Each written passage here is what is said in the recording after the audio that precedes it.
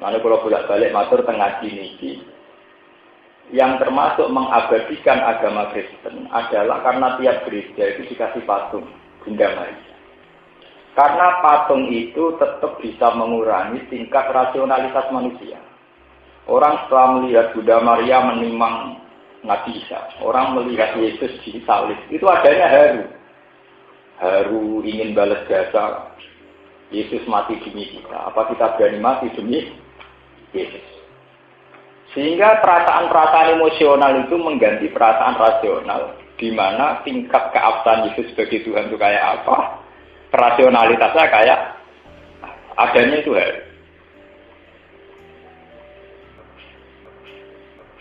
Tapi bahwa sejarah, ya, ini kalau cerita sejarah, bahwa manusia itu orang paling ditipu, paling mudah ditipu oleh gambar, oleh patung. Ini yang perlu dicatat.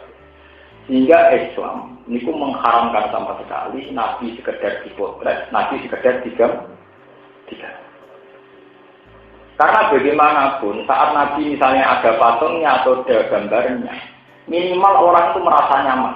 Misalnya sholat dekat patung Muhammad. Misalnya wiridan dekat patung Nabi, dekat gambar. Nah, lama-lama ini tetap diakibat menuhankan Nabi.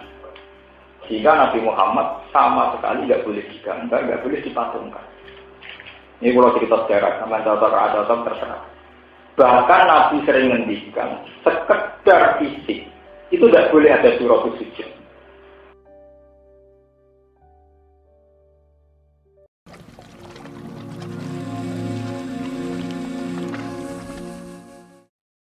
Bismillahirrahmanirrahim.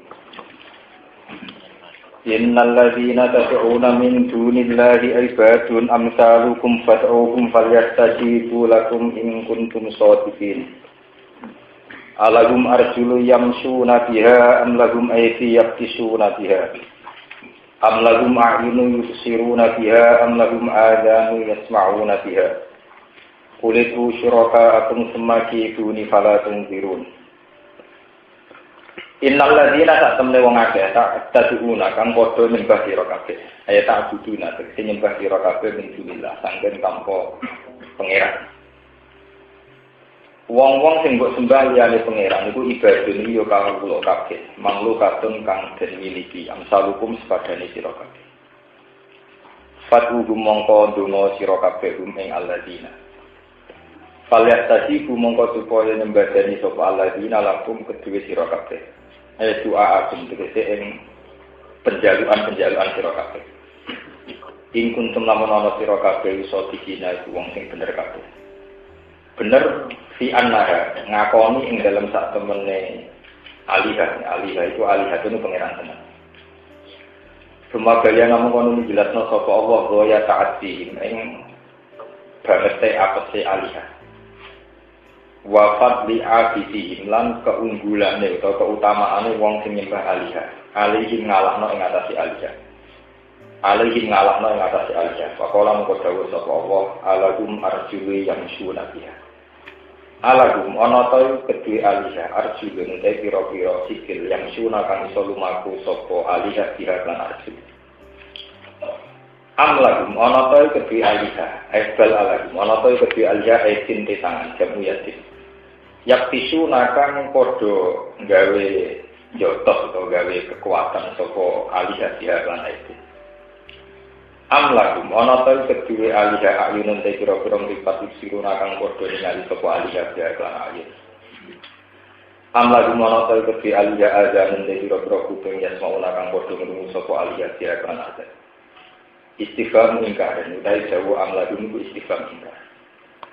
Elai satu keseorang lagu kedue kabeh di alihah apa seuna apa perkara ninggali sanging mengkono-mengkono istilah arjul sak teruse mimma sanging perkara gua kang tema iku lagu lebih sira kabeh.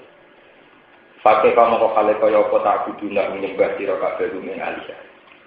Tawa antum hale sira kabeh akam mulu luwih sempurna. Wa antum hale sira kabeh akam luwih sempurna apane kalan apane keadaan utawa wujude ing timbang alihah. Kulit syuraka aku pun sapa sira ya lagu maring kafir Mekah ya Muhammad. Kudu syuraka Kutu aja sira kabeh sira kaum pira-pira mitra sira kabeh to sekutonan sira kabeh ilaha lagi maring rusakne ingsun.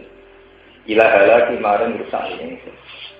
Sumati duni mongko nuli gawe rekayasa sira kabeh. Sege rekoyo sira kabeh ni ingsun. Pala tuntirun mongko ora usah. Napa ngekeki tenggat waktu mongko aja nunggu sira kabeh ni ingsun. Tumhiluna tegese ngekeki tenggat waktu sira kabeh. Pak ini mongko sak temene ingsun iku la ubah iku ora peduli sapa ingsun dikumpulan sira kabeh. Innawali ya Allah. Innawali sak temene kekasih ingsun utawa sing nguwasani ingsun Allah. Innawali ya Allah. Ai mutawalli umuri tegese zat sing nguwasani urusan-urusan ingsun. Alladzi rupane zat nazala kang nurono sapa lagi alkitab ing kitab atau panduan Al-Qur'an atau Al-Qur'an. Wa wa halaita wa ya tawalla iku jogo sapa apa asolihin nang pira-pira wong sing saleh dihibdihi kelawan penjagaane Allah. Waladina uta wong akeh tatuna kang nyembah sira kabeh ning dunya saking saliyane Allah iku la statiuna iku ora kuwasa sapa alladzina nasrokum ing nulungi sira kabeh.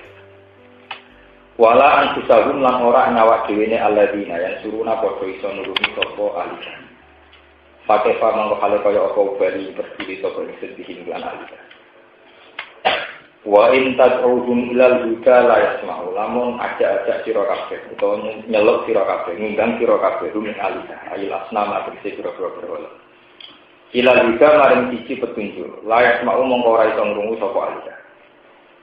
Wa taradum yang zuru na ilaika wa hum la yusirun. Wa taralan ngali sira Muhammad bin ing alika ayil asnama tegese pira-pira berhala ya Muhammad. Yang guru naiku padha ningali ingkang padha ningali sapa asnam bile kama ing sira. Ayu ko dilunaka tegese padha madhep sapa alika ka ing sira. Iso madhep karena diri kok dene wong sing ningali. Wa hum halaiti alika iku la yusiru nara padha ningali sapa alika. Khudil afwa wa'mur bil ma'ruf. Khud ngalapo sira al-afwa ing gampang nyepuro. Ayu strategi gawe sikap gampang min akhlakin nas sing pira-pira akhlak-akhlake manusia. Wala tafsas lan ojo bahas sira anda saking akhlakin nas. Wa murlan perintah sira bil ma'ruf lan barang sing apik, il ma'ruf tegese barang sing ma'ruf sing apik sing dikenal. Wa arid lan mengo sira, maksudnya berpaling sira adit dalilin saking pira-pira wong sing bodho.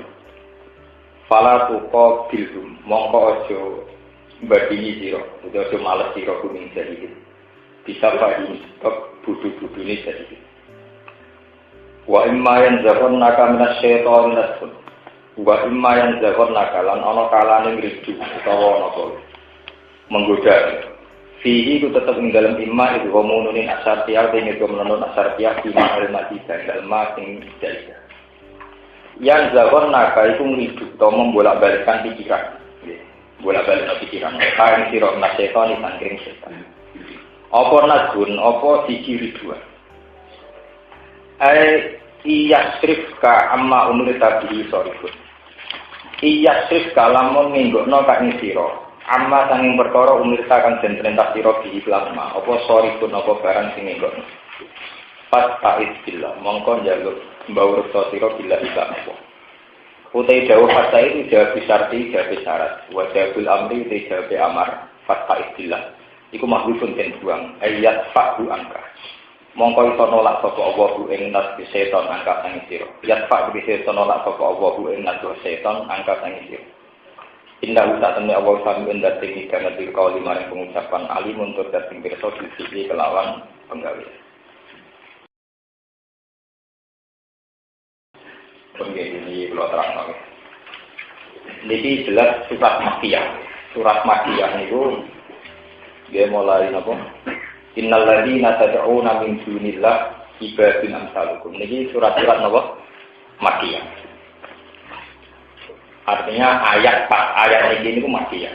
Meskipun secara umum surat nomor ini surat Araf nomor ini. Araf ya, itu banyak yang Makkiyah. Surat ayat ini jelas, persisi ayat ini jelas Makkiyah. Jadi sebenarnya Makkiyah itu gampang. Ada satu peradaban yang sangat tidak rasional. Ini itu tiang nyembah berhala. patung Hubal, patung Lata, patung Uzza. Ya, tapi masih ada peradaban-peradaban yang sangat-sangat tidak rasional. Itu nyembah patung. Terus Kanjeng Nabi lewat wahyu tidak ngelingaken bahwa patung-patung yang kalian sembah itu ibadun amsalukum. Ya podo kuwi. Nak pancen iku pangeran tenan kuwi di penjaluan, kemudian mereka disuruh nijabai, disuruh mengabulkan permintaan itu. Faliyah tadi pun apa? Lakum in kuntum. Terus diingatkan dengan cara paling awal. Apa mereka punya kaki yang dipakai jalan, apa mereka punya tangan yang dipakai kerja, apa mereka punya mata yang dipakai melihat, apa mereka punya telinga yang dipakai mendengarkan, dan sebagainya, dan sebagainya. Ayat ini sepintas itu tidak ilmiah, artinya memang ngadepi masyarakat awam diingatkan total bahwa patung-patung yang kalian tuhankan itu nyatanya sekedar jalan saja tidak bisa, sekedar melihat juga tidak bisa, sekedar mendengar juga tidak bisa. Kenapa Anda tuhankan? Tapi lebih dari itu ada masalah. Kalau tak cerita, itu ada masalah. Setelah Nabi Isa wafat, itu kan ada kelompok-kelompok Nasturiyah, Yakubiyah, tentang terminologi Kristen yang nonton Yakobus itu dulu kalau bahasa Arabnya namanya apa Yakubiyah, beda-beda Yakobus, Nasturiyah dan sebagainya. Sehingga zaman Fatroh itu ada zaman di mana satu tingkat kultus itu menyamai tingkat rasional, dianggap kayak rasional, kayak suatu sendiri. Ketika Isa setelah wafat dituhankan atau dianggap anak Tuhan, itu hanya terjadi di kawasan Palestina, di mana melahirkan Kristen-Kristen, Yakubiyah, Nasturiyah, dan macam-macam. Kemudian imbas saking Palestina itu ke Mekah, ke Medina. Itu Medina masih rasional karena banyak pengikut Yahudi. Jadi tidak sirik, mereka hanya punya dosa mengingkari Nabi. Terus imbas ke Mekah, ini balik. Wong Arab itu gengsinan.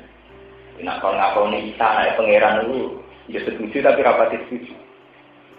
Podo-podo duit pangeran juga beda. Akhirnya karena mereka di zaman Fatroh ini zaman yang nggak ada nabi, ya, zaman yang tidak ada nabi, itu cara mencari Tuhan adalah personifikasi Tuhan. Personifikasi Tuhan, artinya Tuhan itu dibayangkan sebagai figur-figur yang sempurna. Makanya ada yang dinamai almanat. Almanat itu dari kata almanan, zat yang banyak memberi. Kemudian berhalanya dikatakan apa? Almanat. Karena Allah itu Al-Aziz, berhalanya dikatakan Al-Uzza yang agung. Al-Lata juga gitu dari kata Al-Ilah. Ada Hubal, ada Lata, ada Uzza, ada Manat. Sampai ada ayat afara'aitumul Lata wal Uzza wa manata tsalitsatal ukhra alakumuz dzakaru wa lahul unsa. Itu sebetulnya itu personifikasi dari Tuhan-Tuhan yang mereka bayangkan. Jadi Al-Manat jadi Manat, Al-Aziz jadi nama Al-Uzza. Menurut runutan sejarah, tradisi begini itu tua sekali. Karena para dewa-dewi yang menguasai hujan, menguasai keberuntungan, itu sudah lama di Cina. Terus misalnya Dewi Keberuntungan, Dewi Kewantin, Dewa Hujan, Dewa Petir. Itu kemudian dipersonifikasi. Kalau di Cina ya diletakkan di tempat-tempat kayak Biarawati, kayak Biara, kayak di apa itu? Di tempat-tempat kelenteng kayak gitu. Di apa ya, di Shaolin Temple apa itu. Terus kemudian di Arab juga gitu. Ini pulau cerita. Bencaman rapati senang masjid di Langkar. Ini orang sejarah ini. Mulanya orang ulama kecuali rapati senang itikaf. Ulama itu kadang aneh. Mergo anggar tempat-tempat suci, itu mulai dicek, sehingga ada khayalan-khayalan orang-orang suci. Karena para dewa-dewi ini orang-orang suci, orang Cina meletakkan itu di kelenteng. Karena Tuhan-Tuhan itu juga zat suci, Lata Uzza tidak dapat masjid haram, di sejarah kak. Jadi barang suci, sejarah barang suci. Ini kalau cerita sejarah, memang rata-rata ya Allah sejarah. Dulu ketika zaman Nabi Nuh, Ini kan sampean roh sejarah. Jadi ya ono hikmah ya wong Islam kadang ngrapati itikaf ning masjid malah ning dalan-dalan ya ono hikmah. Ya ono hikmah, ya ono hikmah ya elek. Dulu zaman Nabi Nuh itu ngadepi satu tradisi. Wa qalu la tadaruna wattau wala suwa'au wa la yahusa wa ya'uqa wa nasra wa qad adallu kasih.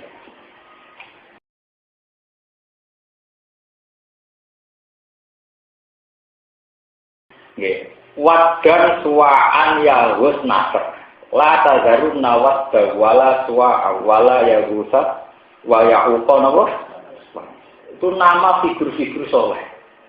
Itu nama-nama orang sakral yang dihormati. Kalau saat ini kalau Australia, Jerman, kalau Soekarno orang-orang soleh menjadi pahlawan. Kemudian masyarakat itu diridu setan. Orang-orang soleh itu harus diabadikan. Maka bikinlah patung. Sejarah orang-orang soleh itu harus diabadikan. Maka bikinlah. Karena hormatnya berlebihan, patung itu harus di tempat yang suci pula. Itu tidak kok di musola, masjid-masjid. Di periode pertama, patung-patung itu hanya sebagai kenangan pada jasa-jasa orang soleh itu. Generasi kedua sudah dianggap bagian dari dewa-dewi, bagian dari Tuhan. Kemudian tradisi itu menyebar. Ketika periode setelah Nabi Nuh pun menyebar sampai ke Cina, ke Eropa, kemana-mana. Sehingga ada adat istiadat di antara peradaban manusia adalah personifikasi hal-hal yang sakral. Dibayangkan Tuhan itu kayak ini, dewa langit kayak ini, dewa hujan kayak ini, dewa keberuntungan kayak ini. Nah, Arab sebagai sebuah bangsa yo ketularan kejangkitan penyakit itu. Akhirnya ya gawe dewa dewi sing rupa latan apa? Hujan. Mana kalau bolak-balik matur tengah niki. Yang termasuk mengabadikan agama Kristen adalah karena tiap gereja itu dikasih patung Bunda Maria. Karena patung itu tetap bisa mengurangi tingkat rasionalitas manusia. Orang setelah melihat Bunda Maria menimang Nabi Isa, orang melihat Yesus disalib, itu adanya haru. Haru ingin balas jasa, Yesus mati demi kita. Apa kita berani mati demi Yesus? Sehingga perasaan-perasaan emosional itu mengganti perasaan rasional, di mana tingkat keabsahan Yesus sebagai Tuhan itu kayak apa? Rasionalitasnya kayak adanya itu hari. Sehingga patung-patung itu dalam Islam dilarang sekali. Karena kalau sudah rupa patung, misal sampean santri lah, yang ngaji ning kene santri tau kita mantep lah. Kon delok patung Bathara Kala nyekel gulune nak wani, ndemene irunge ora wani. Soale kuwalat tenan.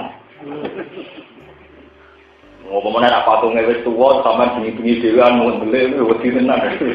Sawangane ge kuala.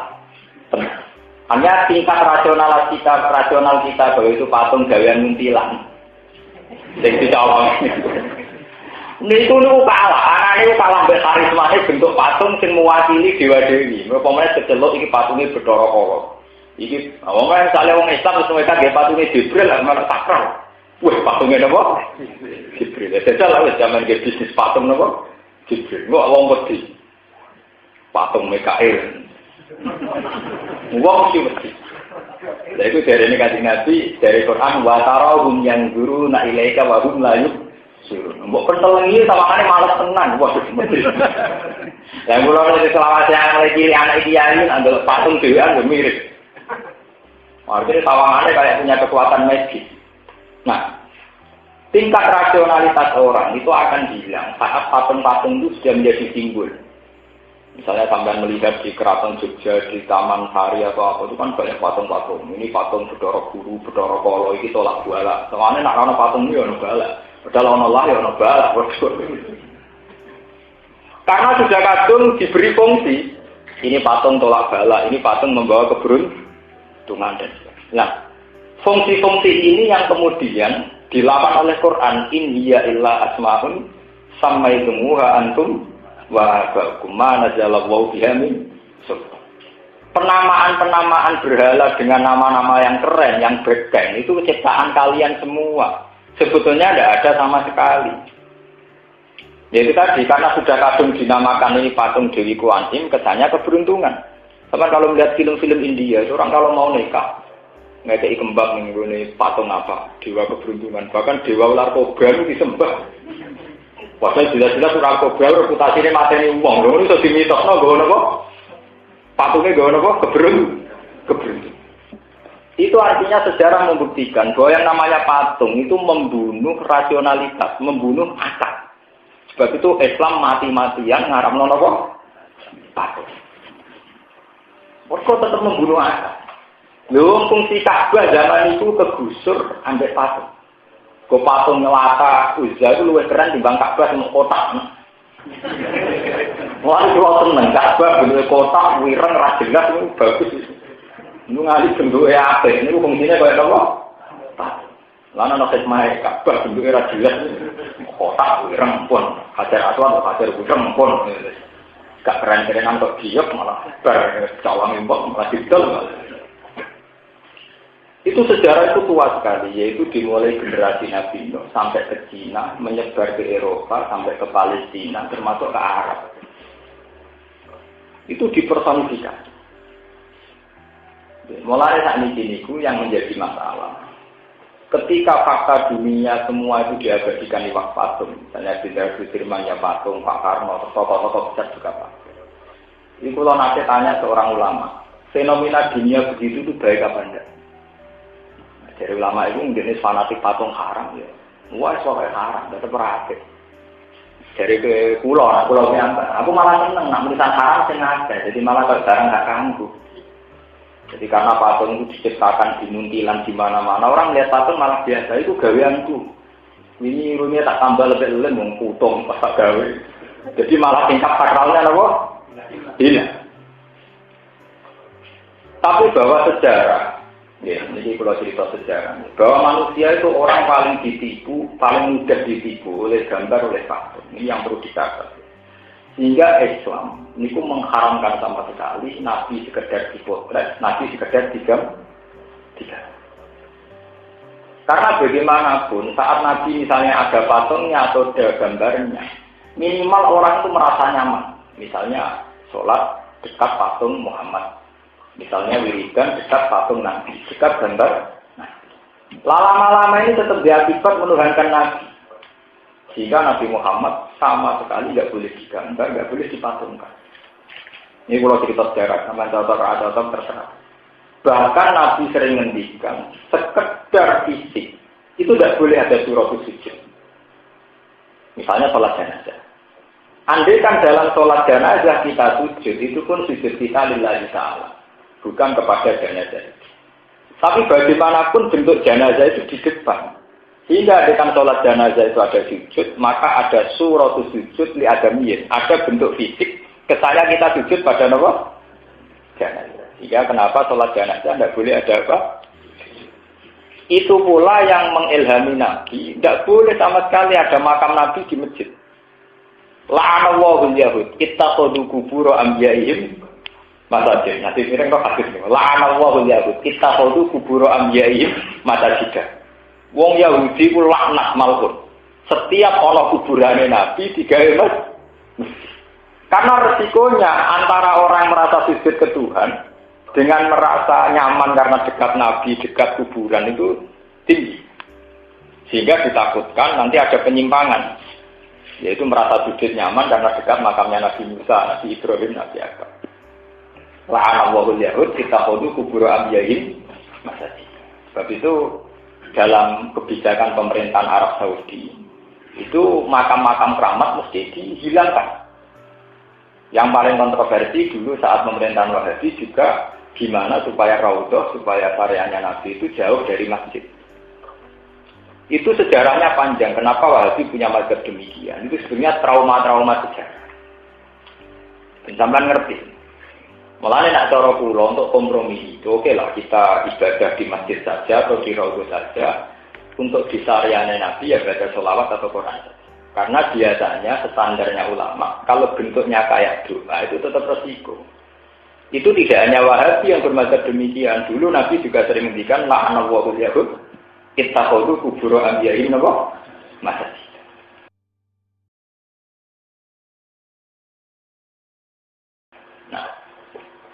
Kemudian kita benturan. Kita sebagai orang yang tahu kultural, punya benturan. Di mana kita punya tradisi makam para orang yang kita hormati dekat masjid. Kayak masjid-masjid itu mesti banyak makam para wali. Orang yang kita hormati sering makamnya juga di sekeliling apa? Masjid. Nah itu terus kayak apa secara fikih? Padahal dengan ada makam-makam itu toh kita tidak mengalami penyimpangan tauhid. Itu dulu sama ulama-ulama disiasati kalau desainnya itu jangan di belakang imam tapi di arah utara atau selatannya. Jadi tidak di baratnya tapi arah utara atau apa? Selatan. Itu dulu sampai begitu perjalanan ideologi gimana supaya menghindari suratul sujud tidak ada suratul sujud tidak ada. Jika kalau cerita, sirine kenapa sholat jenazah itu tidak ada rukuk, tidak ada sujud. Karena bagaimanapun tidak boleh ada surat sujud. Ya. Nah kalau sampean tanya, kenapa Nabi Adam malaikat disuruh para sujud? Ketika Allah menciptakan Nabi Adam, semua malaikat disuruh nopo? Itu semua mufassir sedunia, entah itu aliran apa saja, itu sepakat sujudan tahiyatin atau sujudan sinan. Sampai tidak tafsir apa saja. Arti sujudnya para malaikat kepada Nabi Adam sekedar hidup. Sujud tahiyatin atau sujud infina. Jadi cara Jawa ya kados ngeten tok, diluk tok. Mboten sujud nganti kados sujud di salat. Karena sujud di salat itu khosun lillahi ta'ala. Itu hanya untuk Allah. Paham ya? Ini bersama ngerti. Karena manusia itu mudah dikelabui oleh patung, oleh gambar. Sehingga Islam mengharamkan total semua bentuk yang ada di depan orang sujud harus tidak ada sujud, yaitu kayak sholat Allah. Jangan. Nanti kalau nanti cerita tengah ngaji, sholat jenazah itu kayak Abu Nawas. Abu Nawas nanti kan imami sholat jenazah keliru, ini rukuh. Ya itu tak tahu.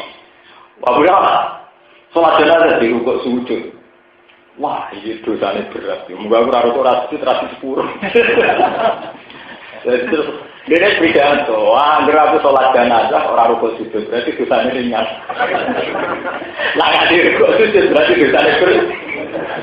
Ya, mereka kadang salah.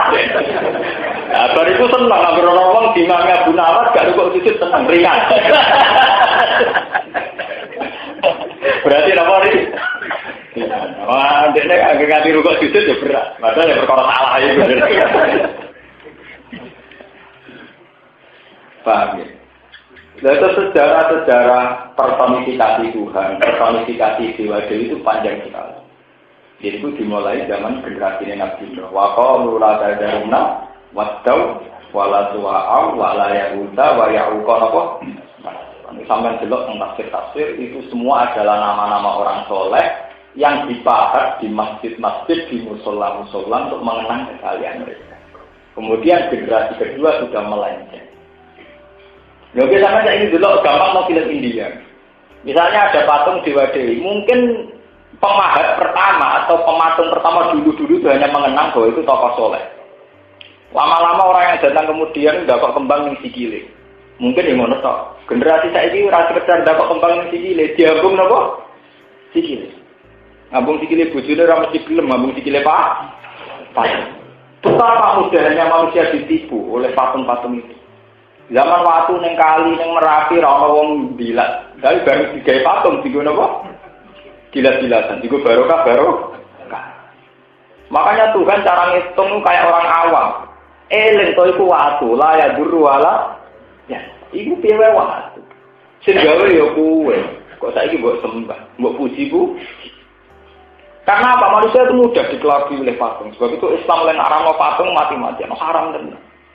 Itu haram tenan. Karena takut nanti ada penyimpangan. Ada peralihan psikologis gimana naik serupa patung sawangane watara hum yang guru naik ilaika wa hum layus. Sawangane mendelik tenan, delok kowe kan.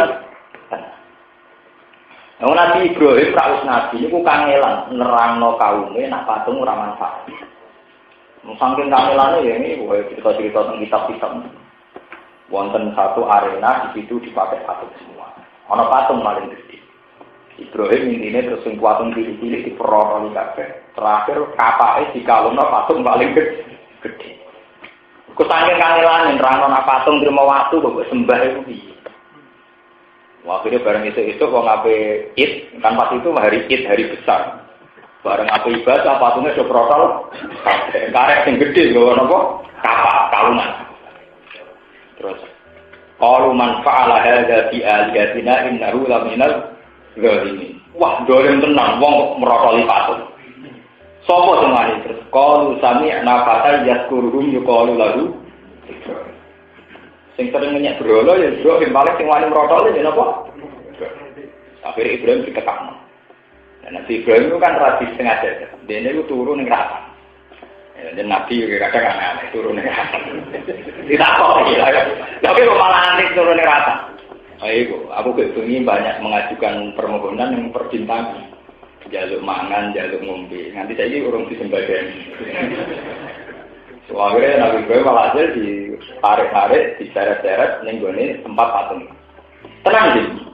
Aan tafa'al tahada bi alihatina napa? Ya Ibrahim. Apa betul kamu yang merotoli ini? Jadi Ibrahim qala bal fa'alahu kabiruhum. Aku ora nggo petel, takokno sing nggo petel.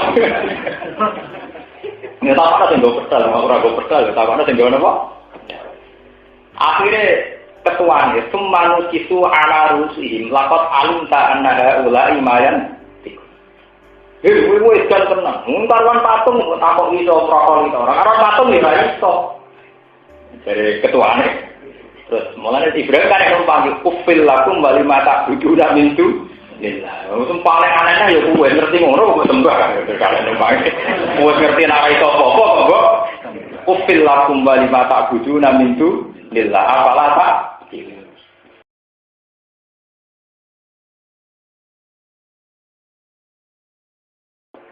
Tapi sudah saya katakan tadi, karena tingkat hubungan emosional dengan patung sudah tinggi. Misalnya patung Bunda Maria hubungannya sudah tinggi. Ketika dirusak, mereka emosi. Akhirnya tingkat rasionalitas itu dihilangkan, yang ada tingkat emosional. Akhirnya qalu harrikuhu wansuru alihatakum in kuntum fa'il. Ya wis. Saiki Ibrahim obong. Wansuru alihatakum. Kamu harus menyelamatkan Tuhan-Tuhan kalian. Jadi secara psikologis dibangkitkan emosi bahwa itu Tuhan kalian. Diprotoli kowe ora bela itu piye? Pengiranan diprotoli kok kowe diam-diam ta? Wah, akhirnya emosi mereka bangkit. Ya wis nak ngono Ibrahim bangkit. Itu bukti bahwa tingkat rasionalitas manusia itu mudah dikelabui oleh bentuk-bentuk personifikasi tadi kayak patung kayak mana Islam mati-matian ngaramno napa? Mari tak mesti itu kados sofa marwah. Ini tak mesti nembe geger kiai-kiai Jawa itu keberatan saat masalah sofa marwah dirubah. Nah, pemerintah Wahabi ya nyaman ae. Wong Wahabi paling seneng. Orang barang disakral dirubah paling hobi. Oh Islam tak dunia ngamuk Allah, ini hobi. Mergo dene madhabe model ngoten niku, pokoke sing berbau-bau fisik, berbau-bau disakralno, niku napa? Dirusak. Lan sak iki wong Islam sak dunia kira perkara masalah dirubah. Berkiai nulis naskah perkara masalah sah ta ora hukume piye dan sebagainya. Wong hati senang-senang aja gitu. Pokoknya hobi, ini rubah-rubah barang yang kira-kira juga sakral-sakral. Nah, ini kalau ini guru. Guru-guru ini ya rada kurang ajar, tapi masuk akal. Oke, banyak kan? Ini ku wadinya guru-guru. Ini ku cerita. Hak tangan-tangan itu pemerintahan wadi ya atau hikmah. Lalu ini nih. Ya, mungkin pemerintahan Wahabi NU ya kapan tak gua apik. Itu bukan kuburan sakral waktu ini bogani mulai bogati jimat. Lah misalnya pemerintahan Wahabi model NU model santri. Wah itu doba enggak, wong kiswae wis doba enggak. Pemenang untuk Ka'bah ya. Angger kok sampe akeh sitok-sitok. Lah nek mek titik lha pengen sak juta wong. Ka'bah protol ka. Pengkis wae rebutan. Ya tangan-tangan ya bener. Ini ya remaja kurang ajar tapi bener. Ya ono hikmah. Dan dia enggak dukung Wahabi enggak, ya ono hikmah. Arab dikuasai wae. Gak ngono Ka'bah entek di gua. Akhir. Tenan lho. Cara ulama sing fatwa olehno menawa tiap wong kaji lho napa? Nyuwili go kebanggaan. Lah wong akeh mulai akeh Sulaiman. Akeh dia kemuliaane ngono iki akeh batu Ka'bah. Makanya sampai juga itu, memang agama itu misteri itu. Mulanya kalau setuju mazhab Abu Hanifah. Abu Hanifah itu satu-satunya ulama yang menafsirkan fawal liwat jihad satral masjidil. Niku mutlaku Makkah. Jadi sholat itu asal macam dulu. Mazhab Syafi'i kan dekat, fikih Syafi'i dekat. Sholat jika dekat dengan Ka'bah maka harus menghadap Ainul Ka'bah. Kalau agak jauh maka ila jihadil Ka'bah. Kalau sangat jauh, yang penting Masjid Haram. Nah, Abu Hanifah, pokoknya jihad di Mekah. Jadi kiblat miring di Meksiko, untuk Mesir, Abu Hanifah asal ngulon itu tidak apa. Karena itu ya, itu dari kekuatan tauhid. Karena pada akhirnya Ka'bah itu hanya simbol. Yang penting kita sujud ilallah. Apa iqbal? Allah. Sementing kita madhep ke Tuhan, bukan madhep ke Ka'bah. Itu saking dulu perjalanan tauhid itu panjang. Itu ya ada hikmahnya madhep begitu. Biar itu tadi. Karena kita punya trauma sejarah tentang bentuk-bentuk fisik yang mewakili hukum-hukum samawi, hukum-hukum tak. Kita punya trauma sejarah zaman adat Cina juga ada patung, adat Kristen juga ada patung. Dan dilalah jahiliyah dan Arab juga meletakkan patung-patung di dekat Ka'bah. Lalu wonten hikmah, ada hikmahnya ketika banyak orang-orang soleh yang memandang itikaf itu ya biasa saja. Bagaimanapun masjid itu bentuk fisik. Saat kamu merasa ibadah hanya di masjid, maka kamu terjebak oleh bentuk fisik. Makanya ya ibadah wajib Jumatan yang di masjid, orang yang ngomong biasa-biasa. Boten paten nanti itikaf biasa. Kalau sering kita rekam foto Gus, wong alim rata sholat tahiyatul masjid buan, bagaimana sakit. Tapi itu sejarahnya panjang.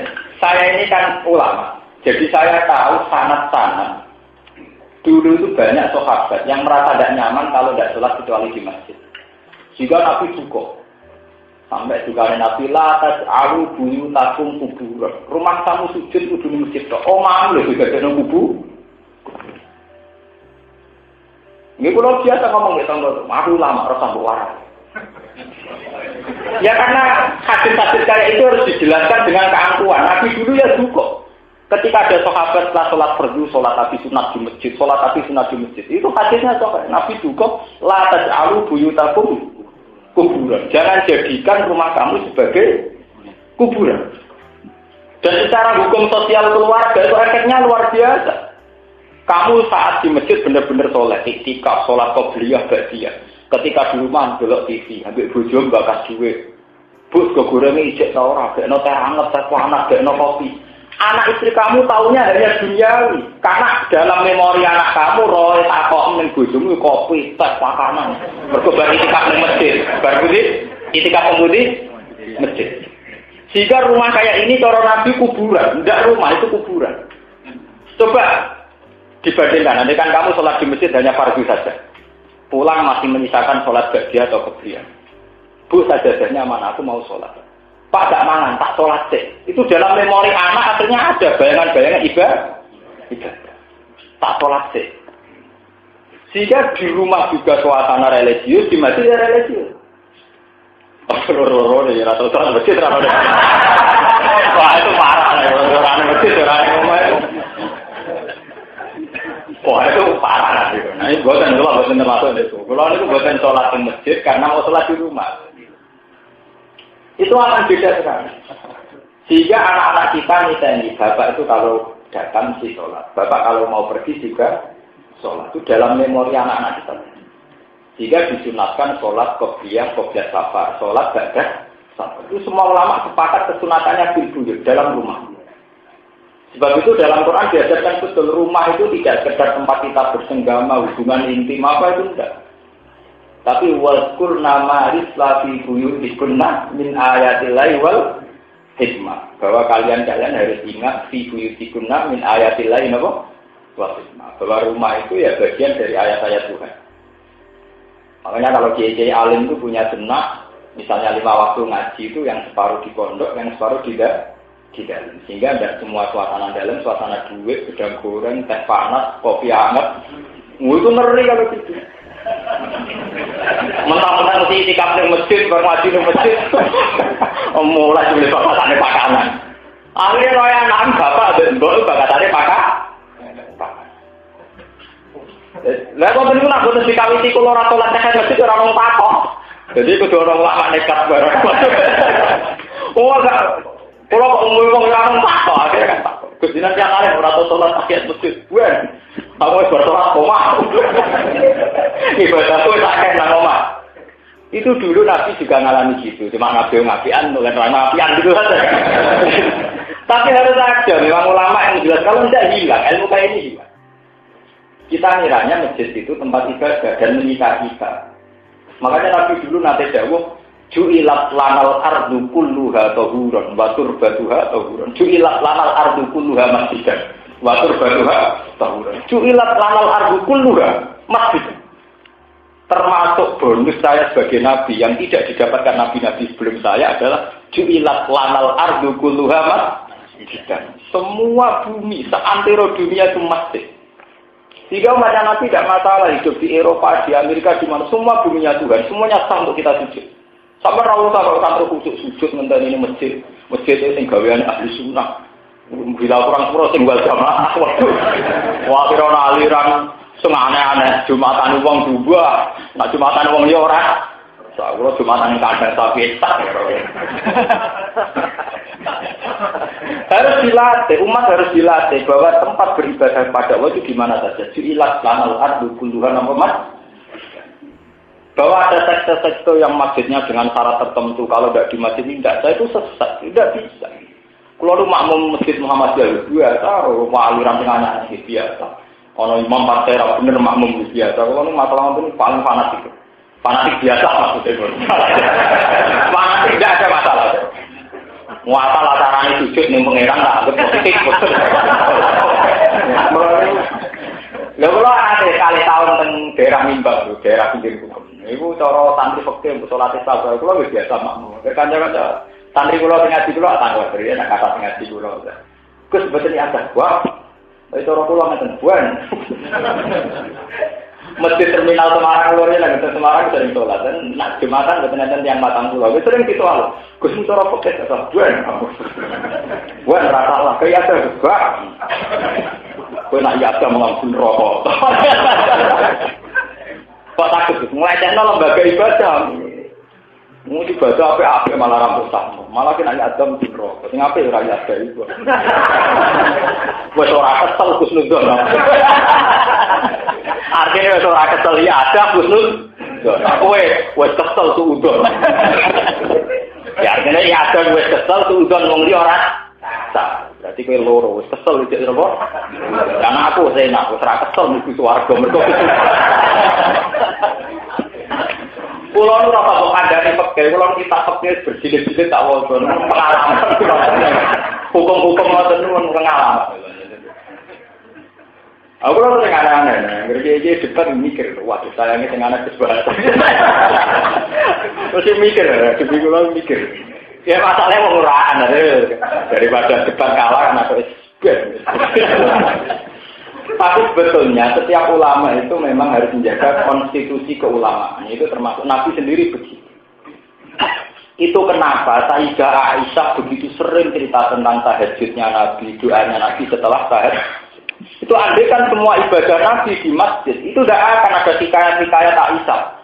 Sampai detail Aisyah cerita bahwa Nabi sholat hatta waromat kodamaru sampai sikilin melempau. Itu di rumah semua. Sampai doa-doa yang panjang, Omat alfi kolbi nuron, wa fi sam'i nuron, wa fi gasori nuron, wa angamini nuron, wa ankolfi nuron, wa ali nuron, itu di rumah. Sehingga Aisyah tahunya Nabi ya ibadah itu. Khadijah tahunya Nabi ya ibadah itu. Orang sampai yang masjid religius mulai berbincang. Tak kopi panas dulu, orang tak bisa ngamuk. Semarang-marang tak ngotot kopi, bisa ikut ini ngamuk, bisa itu malah karuan. Akhirnya tukaran berkolot tinggal pecah. Kiai kok tukaran berkolot tinggal. Mana terjadi tangan. Mulai bakatan itu, kalau betul nanti tangkap misalnya piring pulau hilang atau pinggir pulau kesayangan betul nanti. Gua lu nganti tadi gak kopi secara nomor 7 kilo. Kalau tanggup urusan dunia selesai.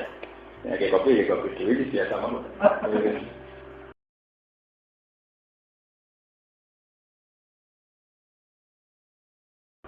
Saking saya ingin melatih bahwa keluarga itu harus dilakukan di rumah. Dulu Nabi itu begitu. Mau pergi sholat, mau datang sholat. Malam habis tahajud dan sholat. Jika Aisyah itu tidak bisa menuntut banyak, pada Nabi itu tidak bisa. Karena tahunya Nabi ya mau sholat, terus bakat agama, ya sudah. Nabi saking nemenin bakat agama itu nanti nak foto ya karu-karu. Sesuk tak kok, sah. Dia sangat, buatan ya Rasulullah membeda di duit tadi cara, ya gue tahu tak foto. Jadi tahunya itu logika agama ya sudah kalau ada sarapan ya puasa. Kalau sampean bosan boleh usahakan. Terus kere kapitalis gitu. Harusnya kita kan dari dunia ke dunia, dari ke dunia apa? Wah, mulai harus ada ya. Yang mengingatkan ulang. Latas alu buyutakum nopo kubur. Rumahmu itu jangan jadikan nopo. Itu harus jadi. Ya memang dimulai dari khilafah. Ibadah itu jangan dihabiskan di masjid. Ya, ibadah itu jangan dihabiskan di masjid. Sebagian harus di rumah. Yaitu soal dari Nabi Latas alu buyutakum kuburan. Itu Nabi dawuh saat sahabat sering iktikaf di masjid, saat sering sholat di masjid. Lah akhirnya itu mau bolak-balik kabeh 14 itu ngelahirno kesesatan. Lah kiai-kiai sing ora bali niku terus ra tau iki. Tapi ya kalau sholat ning omah, wis nek kumpul padahal kaya. Akhirnya itu seneng iktikaf jamaah tablet. Ya itu repot amun ngoten niku. Kowe gede mau iktikaf ya salah. Gede bela sing ra tau iktikaf tapi ora tau sholat ning omah ya buyute.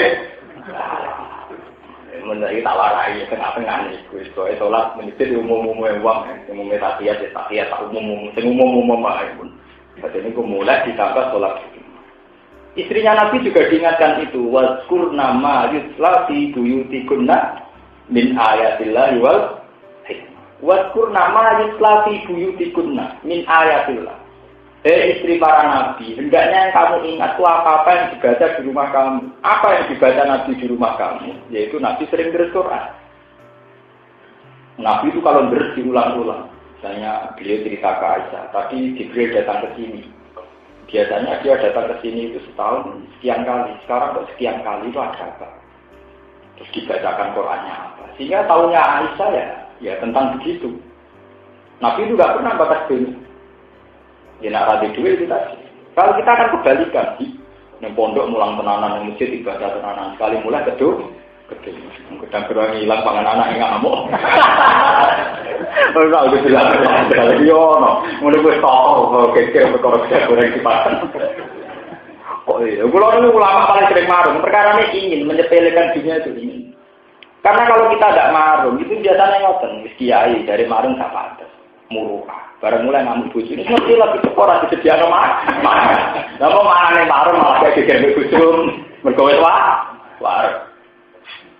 Tapi kan gegere walian mesti sediakno mangan geger ramangan iku geger keren to. Maksudnya kan kelebihan makanan. Iku geger terhormat to. Geger ngono luwih terhur. Lah kula wis sering gak mau bojo kula. Wis tak tanamno mangan bojo kula mboten mangan. Ya gampang to nek niat ngamal kayak to santri sukses. Daripada geger orang mangan, kamu bojo itu geger gak keren. Mergo geger kelaparan, geger kedungsangan itu gak keren. Podo-podo geger kelebihan itu gak masalah. Geger itu butuh keren, gak keren.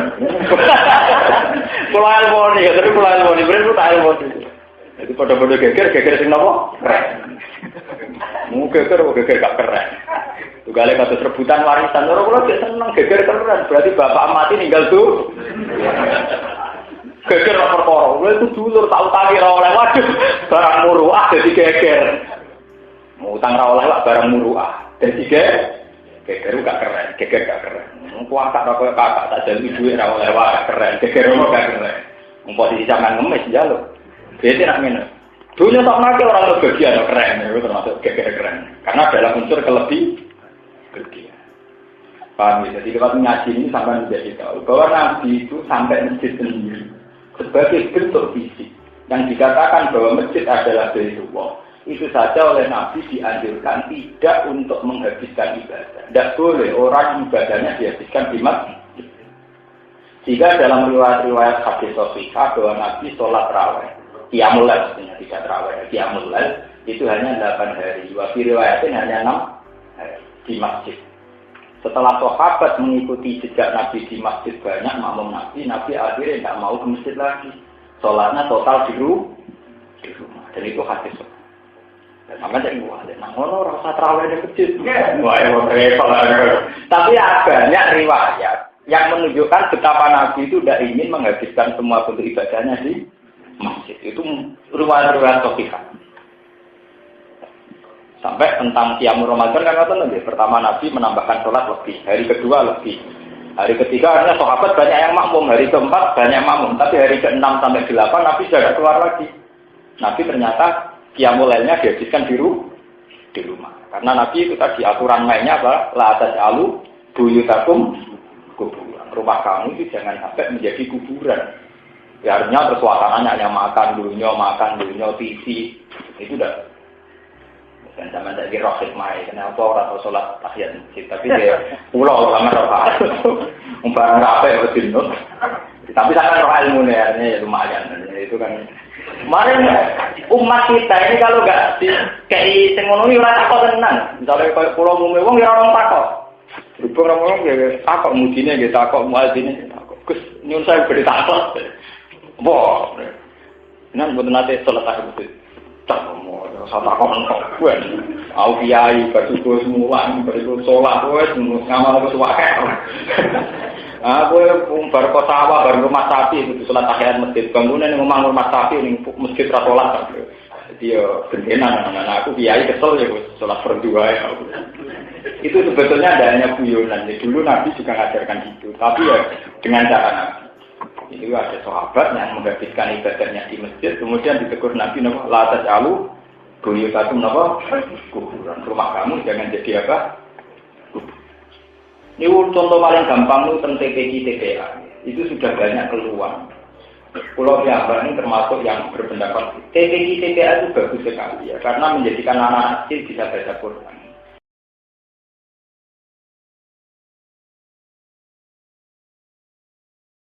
Yang agak lupa itu kalau dulu tradisi nenek moyang kita, leluhur kita itu setelah kita ngaji di Langgar itu masih ngaji sama ibu. Saya itu baca Quran khatam itu sama mbak saya. Ketika saya baca khatam kedua itu sama ibu saya. Jadi setelah ngaji di pondok sama kangkang, saya pulang itu masih ngaji sama ibu. Itu membekas sekali. Selain membekas di keluarga suasana Qurani, juga keluarga itu membawa nur. Jadi harusnya anak-anak TPA, meskipun orang tuanya tidak bisa baca Quran, itu harus diajarkan. Setelah di rumah, harus dibaca. Sehingga rumah ini juga suasana Quran. Jangan semua bentuk ibadah dihabiskan di sekolah. Nanti itu anak itu akan setelah di rumah langsung ingat TV, sinetron, urutannya begitu. Itu beda saat di sekolah ngaji, nanti di rumah masih ada jadwal apa? Sehingga rumah itu sudah identik dengan saat melihat TV, saat nyetel TV. Tapi masih ada suasana nopo religi. Ya, dan itu yang diinginkan Nabi. La tas'alu buyutakum nopo. Nah, setelah kita sering ada suasana begitu, frekuensi bakas dunia juga minim. Frekuensi kegengsangan juga minim. Paham ya? Itu sehingga makanya ini kembali lagi, masjid meskipun tempat ibadah itu juga tidak boleh menyandera kita. Masjid bagaimanapun hanya tempat fisik. Di antara tempat-tempat yang sunat ibadah. Tapi khusus umatnya Nabi, nyatanya Nabi bangga, ju'ilat lanal ardu kulluha masjidan wa turbatuha tahu. Dulu Nabi sholat harus di masjid. Ketika Nabi tidak sholat di mana saja sah. Fa ayyuma rajulin adrokat di sholat fasholli haitsu makan. Di mana saja kamu ketemu tempat sholat harus apa? Ya bukti bahwa kiblat Ka'bah tidak segalanya adalah sholat di mana saja boleh dengan keadaan apapun. Mulai sampai misalnya sholat pesawat kamu sedang mengungkuri Ka'bah, ya tetap boleh sholat. Makanya di fikih diterangkan, untuk musafir yang sedang dalam kendaraan, sholat khaituma tawajjahat rohilatuhu. Jadi kalau kamu dari Jakarta ke Jogja, kalau harus sholat, ya harus sholat meskipun madhep nyetan. Ya karena dari awal kiblat itu hanya bagian dari aturan syariat. Tapi hakikat menghadap kita adalah ilau. Sehingga sholat di safar, khaituma tawajjahat rohilatuhu. Madhep kemana saja. Bagaimana kalau misalnya di bis malam kita sedang najis? Menurut fikih juga harus tetap sholat. Orang sujud itu tidak akan salah. Sehingga menurut fikih, meskipun bis itu madhep ke timur, kita tetap sholat madhep timur. Meskipun kita najis tetap sholat, namanya sholat hurmatil waqt. Karena harus waktunya sholat, kita sholat. Meskipun dalam keadaan najis, dalam keadaan tidak sempurna. Itu bukti bahwa dari awal disyariatkannya sujud supaya ada keterkaitan manusia dengan Allah itu saja. Kemudian ada aturan syariatnya, misalnya harus nutupi aurat, harus suci, harus masuk kiblat. Itu aturan syariat. Tapi aturan syariat ini saat tidak dijumpai karena keadaan kita di pesawat atau di bus, jangan sampai terus aturan hakikat dihilangkan, yaitu tidak sholat sama. Karena tujuan sujud adalah dengan Allah itu saja. Sehingga nggak masuk Ka'bah juga harus tetap sujud. Makanya sholat di safar tidak wajib masuk kiblat. Sholat dihormati waktu juga ada harus sujud. Ayo, kaya baca pula, puasa 10 Muharram ini bulan. Bulan itu nanti roes kitab Agung. Ini paling pusing nak ketemu cacat. Kecara kitab Mu'in, puasa 10 Muharram itu sunnah. Kemuliaan Nabi Musa selamat kafir. Akhirnya kali Nabi utus, wong Yahudi we puasa dino tanggal 10. Mulane kuwi ya kok. Lah masih dalam banyak kesempatan sering ngendikan qaulul Yahud, wong Islam itu kudu ditradisi sing beda karo Yahud. Akhirnya sing kitab Mu'in diterangno disunatno mulai tanggal 9. Kena 10 tok mirip wong. Akhirnya berang dimulai tanggal. Lah wa min sama karena tanggal 9 itu sunat arifi, sunat yang baru. Yaitu berbeda wong Yahudi. Wa min sama dengan alasan ini. Nak tanggal 9 kadung ra poso, kowe tok poso tanggal 10 disunat apa poso tanggal 10. Ben beda beung ya. Ten peke-peke apa to lho. Nak kadung ra poso tabuah disunatno poso tanggal 10 ben beda beung ya. Kanca kula tak anggap, wala Gus kepengin beda kok repot. Kepengin beda ya uji foto ben ora apa-apa. Mate.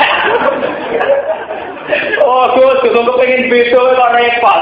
Foto tanggal 10 10 lah kepengin beda ora usah. Lah ngono tugale misale nak digoten ora kumisen niku gak padha wong Yahudi. Mergo wong Yahudi kumisen gak sing. Wah, kita wis beda karo tugas kene mlarat. Wah, ya. Beda kok urusan jenggot. Kono wis tugas kene mlarat. Wah, ngono ya rusak agama mbak ngono. Kalau ada kenangan kakak tentang bahwa fikih itu memang bisa disoal. Lain sing ahli-ahli fikih ini kudu mikir. Fikih itu memang bisa disoal. Kalau nu isi eling tenan, teman jadi roh itu kangelan tenan. Ya pertanyaan. Kalau sudah kadung ada jamaah itu kan ada urutan. Misalnya Abdul Sufuf itu sop yang paling dekat imam. Yang paling hebat adalah an-yaminil imam. Kalau menurut aturan fikih kan kalau imam sama makmum pertama kan an-yaminil imam. Makmum kedua an-yasaril imam. Terus kalau sudah ada yang ketiga datang, yang dua ini agak mundur, kemudian yang tiga ini jejer. Berarti an-yaminil imam, an-yasaril imam, sama khalfal imam. Tapi fikih kan tetap bikin urutan. Paling afdal yang an-yaminil imam. Jadi kanca kula, kalau begitu Gus, diaktualisasi saja. Jadi desain masjid jangan imamnya di tengah. Nanti resikonya ada yang an-yasari imam. Masih ada yang dari kiri. Saya ini imamnya gembas loh Gus ning lor. Sehingga semua makmum an-yaminil imam. Jadi imam itu masjid misalnya imamnya di tengah.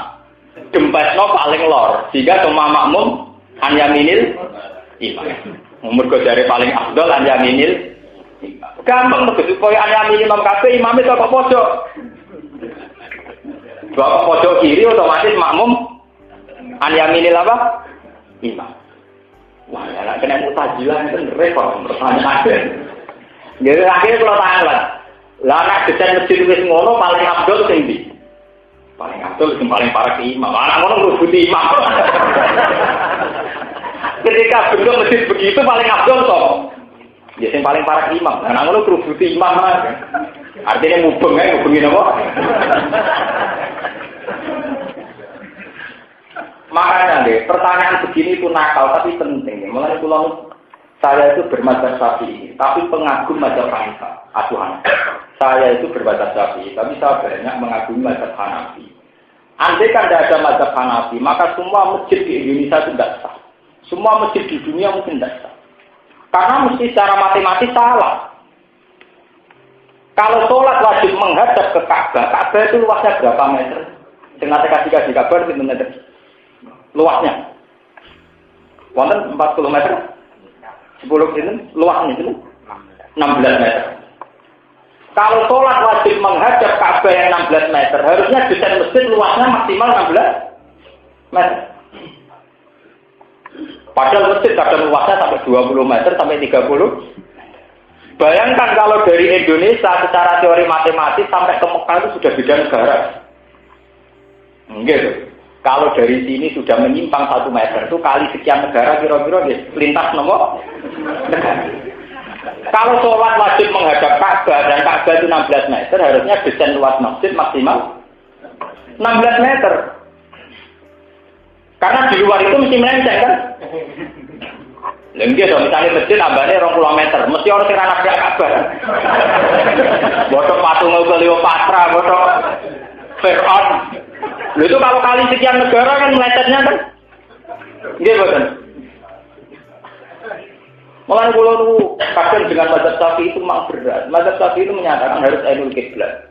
Kalau tidak ainul qiblat, satral masjidil. Tapi Abu Hanifah itu mengatakan nafsu Makkah, Masjid Haram di situ artinya mutlakun apa? Mekah, soalnya asal Mekah. Dan sesuai dengan kakuati, asal Arab Saudi. Orang terima Mekah, asal Arab apa? Saudi. Nah, sesuai barang kakuati, ya asal Timur Tengah, Kambangan, Timur Tengah itu apa?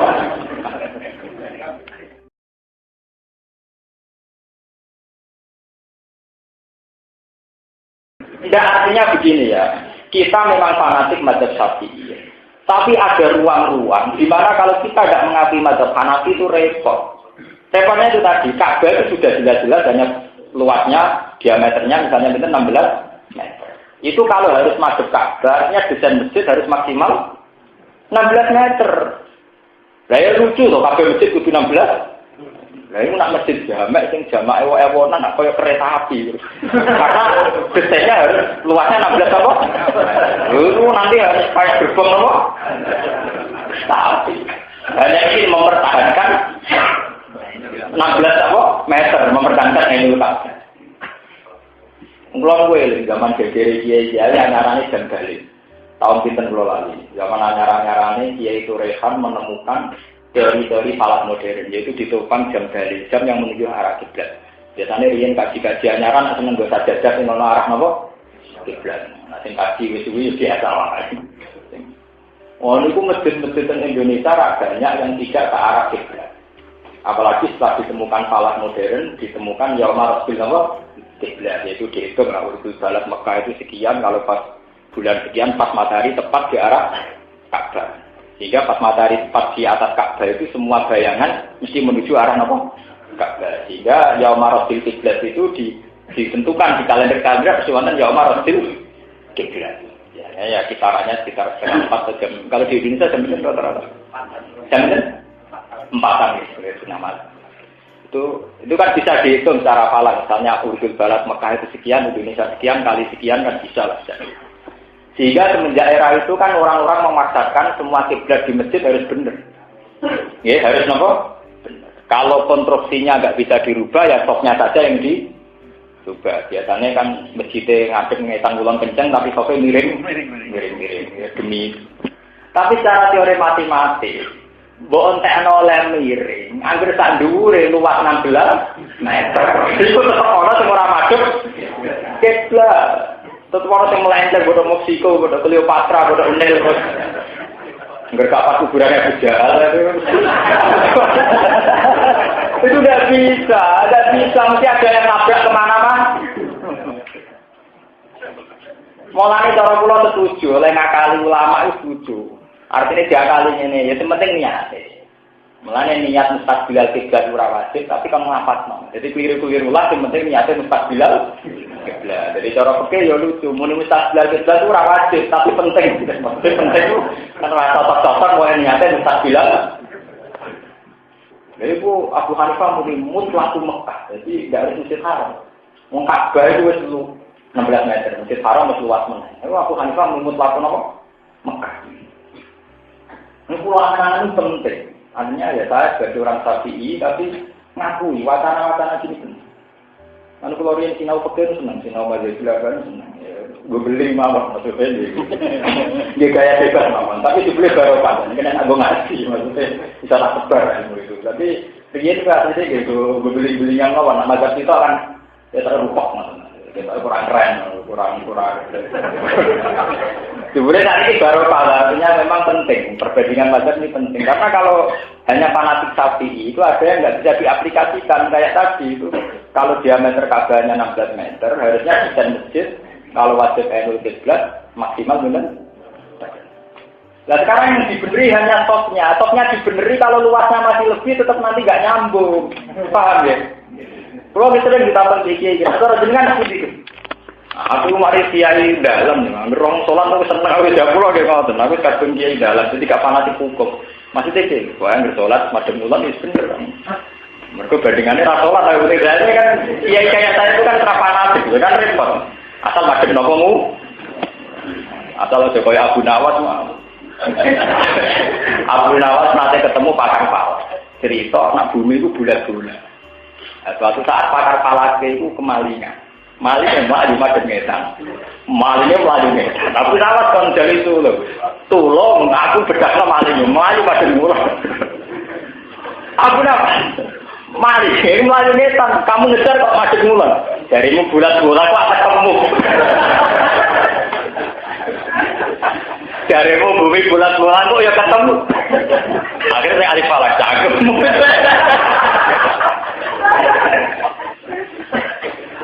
Mergi teng Cina nu wonten masjid tua, teng Kingking. Kalau nanti ndelok teng jejak Rasul, teng Kingking nu wonten masjid tertua di Cina. Iku kiblatnya iku bertolak belakang mbek Mekah. Ya hanya masjid satu itu. Jadi misalnya Mekah teng kulon kiblatnya masuknya sampai kencang. Mulane dari pakar-pakar sejarah, jangan-jangan pendirinya gila ilmu falak. Mereka nak bumi bulat-bulat kok tok-tok. Tapi gak kayak aliran yang dibantu dulu, yang sholat madem ngetan. Iku mergo bodoh, nak ora perkara paham. Niku wonten. Itu akhirnya dirubah oleh Rabitatul Alam Al-Islami, disarankan tidak begitu. Apapun keyakinan kita tentang ilmu falak, kalau masalah kiblat tidak boleh begitu. Itu harus rusak kabeh. Berarti sholat yang benar madem mulan atau madem ngetan. Bukan ngalang itu kan gak tuh. Wah, ya rusak aku mau atur kota kenapa? Rusak. Makanya dikatakan bahwa teori bumi kurawiyun itu tidak boleh mengganggu arah kiblat. Karena menurut teori falak arah itu hanya satu bentuk. Ya, ini rumah tenang. Secara teori jihad itu hanya ngakui satu rubuk, seperempat bumi. Karena yang satu matlak itu hanya seperempat. Sehingga kalau sampai ngaji pala karena tinggal tutup Jawa, tutup es dulu, ini jenenge rubuh. Sing kotak koyo napa? Sepertiga nih, seperempat. Karena menurut teori falak arah itu hanya 1/4. Jadi misalnya kalau sekarang siang, yang siang ya hanya 1/4 dunia. Kalau malam hanya 1/4. Enggak, sampai kasih tak mangke sini malam. Di Arab Saudi saja belum malam karena terpaut 4 jam. Kalau kita dengan Amerika terpaut 12 jam. Makanya bisa dihitung yang satu musim sama-sama malam itu paling hanya 1/4 bumi. Yang satu arah, satu malam, satu waktu itu hanya nomor 1/4. Sehingga arah juga hanya 1/4. Jadi tidak bisa masalah kiblat kamu buat satu bumi tidak bisa, harus satu arah, satu masalah. Sehingga tetap ada keharusan madhep mulon itu harus ada. Tidak boleh kayak Abu Nawas itu tidak boleh. Maling ngetan dibedak nopo mulon. Gongkor ketemu.